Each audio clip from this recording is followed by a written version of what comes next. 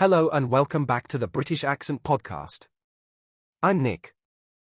And I'm Emily. Today we're diving into a surprisingly effective, and often overlooked, language learning technique: talking to yourself in English. Now, I know that might sound a bit odd at first, but bear with us. It's one of the most powerful habits you can develop, especially if you're learning on your own or you don't get to speak with native speakers regularly. Exactly. You don't need to wait for a perfect conversation partner or a classroom. You are your own best tool. And speaking to yourself helps build confidence, fluency, and even improves your pronunciation, all in a very low-pressure way. We'll be chatting about how to do it naturally, when to do it during your day, and what to say when you're not quite sure where to start. You don't need fancy grammar or perfect vocabulary, just your voice and a little bit of intention. So if you've ever caught yourself thinking in English, or quietly whispering sentences while doing the washing up, good news, you're already on the right track. Let's explore why this works and how to make it part of your daily routine. Alright, let's start with the basics. Talking to yourself in English doesn't have to be some formal exercise. It can be as simple as narrating what you're doing: I'm making a cup of tea, or I need to water the plants this evening. It's all about keeping English flowing through your mind. Yes, and when you do this out loud, even just in a quiet whisper, you're helping your brain connect thoughts directly to English, not your native language first, then translation after. That's a big shift. And if you feel a bit silly, that's completely normal. Most of us did when we first started. But remember, no one's listening. It's just you giving yourself permission to practice without judgment. You can also ask yourself questions in English. What should I wear today? Or did I lock the door? Then, try answering. Even if you fumble, that's part of the learning. The goal isn't perfection, it's comfort and consistency. Exactly. And here's another little trick: give yourself mini tasks or challenges. Like, try to describe your surroundings in detail. The sky is a bit grey today. It might rain later. Or plan your day out loud in English: first, I'll go to the shop, then I'll do the laundry. It's also great when you're out and about. You don't have to speak loudly, you can think in English or mouth the words softly. In your head, you might say, the bus is late again, or I should pick up some milk after work. And if you're feeling bold, or just fancy a bit of fun, try acting out a little role play. Pretend you're ordering food at a cafe or asking for directions. Practice the kind of English you'd actually need in real situations. I love doing that. And it's not just about language, it's about confidence. The more you speak English, even to yourself, the more it becomes a natural part of your life. That's the point, really. Making English something you live with, not just something you study. Talking to yourself helps bridge that gap. It takes English off the page and puts it into your real, everyday world. And honestly, this habit alone, just speaking little thoughts, ideas, and plans to yourself in English, can transform your fluency over time. It builds your inner voice in English. And that's a big deal. You know, one thing I find interesting is how this method helps with thinking speed. When you're used to forming your thoughts in English, you don't freeze as much in conversations. You've already practiced similar phrases in your head, so when you're speaking to someone else, your brain has something to pull from. Completely. It's like mental rehearsal. Even if you've never had a conversation with a native speaker about, let's say, your weekend plans, you have spoken about it to yourself. So it's not completely unfamiliar when it comes up. And let's not forget pronunciation. When you say things out loud, even softly, you become more aware of how the words sound in your own voice. You can catch awkward rhythms or words that trip you up and practice them again. Right, and if you want to take it a step further, try recording yourself. I know that might sound a bit nerve-wracking, but it's only for you.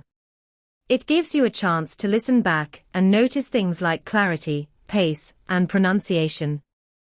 It's honestly one of the best self-study tools. You don't need any fancy software, your phone's voice recorder will do.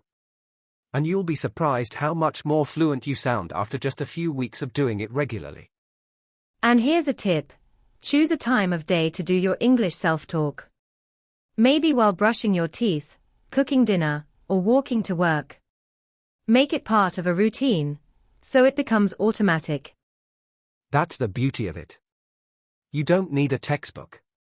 You don't need to sit down and plan a lesson. You just need your voice, your thoughts, and a little intention. It's such a gentle but powerful habit. You're training your brain without putting pressure on yourself. And in the long run, that makes learning feel more sustainable. So, whether you're a beginner or quite advanced, talking to yourself in English can support every level. It's not childish, it's clever. It's a language habit that works quietly in the background, building your fluency day by day. Exactly. And even if you feel a bit silly at first, keep going. Because over time, what once felt awkward will start to feel natural. And that's when you know real progress is happening. You know what's funny, Emily? Some learners worry that talking to themselves means they're not practicing real English. But actually, it's one of the most realistic forms of practice, because you're using the language in your daily context. Exactly. And it's so adaptable. You don't have to follow any strict rules. One day, you might narrate what you're doing. Now I'm putting the kettle on. I think I'll have a cup of tea before starting work. Another day, it might be something like, right, today's going to be a busy one. I've got meetings at 10 and 2. Yes. That kind of casual, real-life language is incredibly valuable. It helps you build fluency in areas that textbooks don't always cover. It's the language of everyday life. And it's safe, too. You're free to make mistakes, experiment, try new words. You're not being graded or judged. You're learning in a very human, forgiving way. There's also a confidence boost that comes with it. When you hear yourself using English, even privately, it starts to build this quiet belief, I can do this. It's true. And for people who are shy or anxious about speaking in front of others, it's the perfect way to warm up. Think of it like stretching before exercise, you're getting the muscles ready. And over time, those little daily chats you have with yourself, they add up. You build your vocabulary. You improve your flow. You begin to think in English without even realizing it. And that's when you know things are shifting, when you're no longer translating word for word, but just expressing yourself naturally. That's the real magic. And I'd say to anyone listening, don't underestimate these small moments. 5 minutes while folding laundry or commuting or brushing your teeth. It might not look like studying, but it is learning. Yes. And those quiet moments, where you practice softly to yourself, they create the foundation for bolder moments later, like joining a conversation, or expressing your thoughts clearly in class, or at work.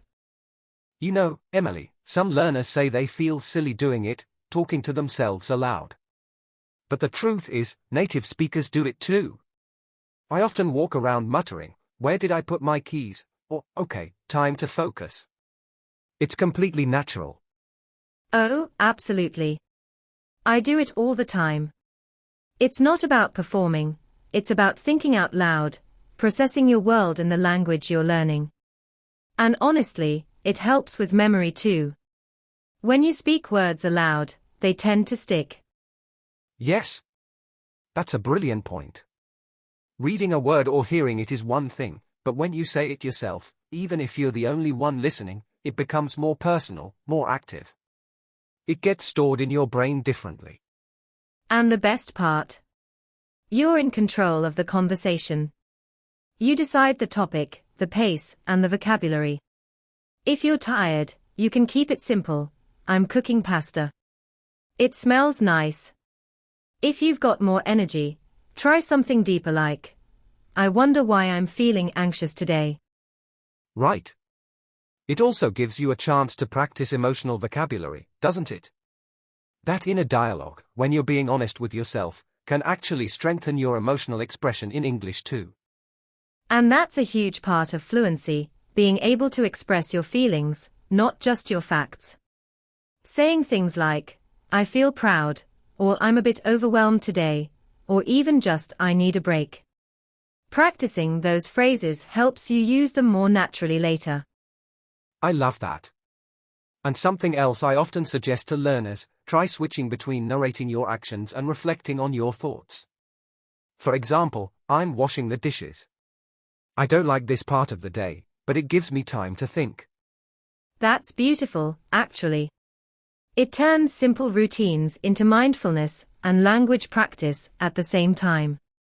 You're grounding yourself in the moment and using English. Such a powerful combination.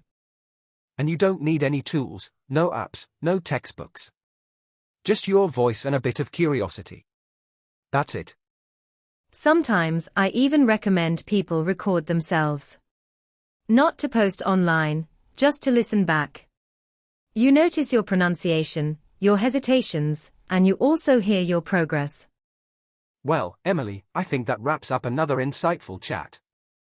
It's amazing how something as simple as talking to yourself can be such a powerful tool in learning English.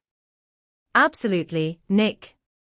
Remember, listeners, don't be afraid to speak out loud, even if it's just you hearing yourself. It's a safe space to grow, to experiment, and to build your confidence. And if you ever feel self-conscious, just remind yourself, even native speakers do it all the time. It's part of how we process the world.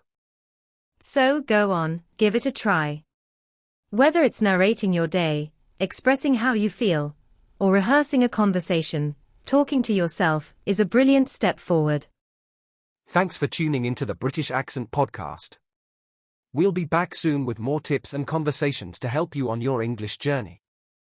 Take care, everyone, and keep practicing, one word, one sentence, one conversation at a time.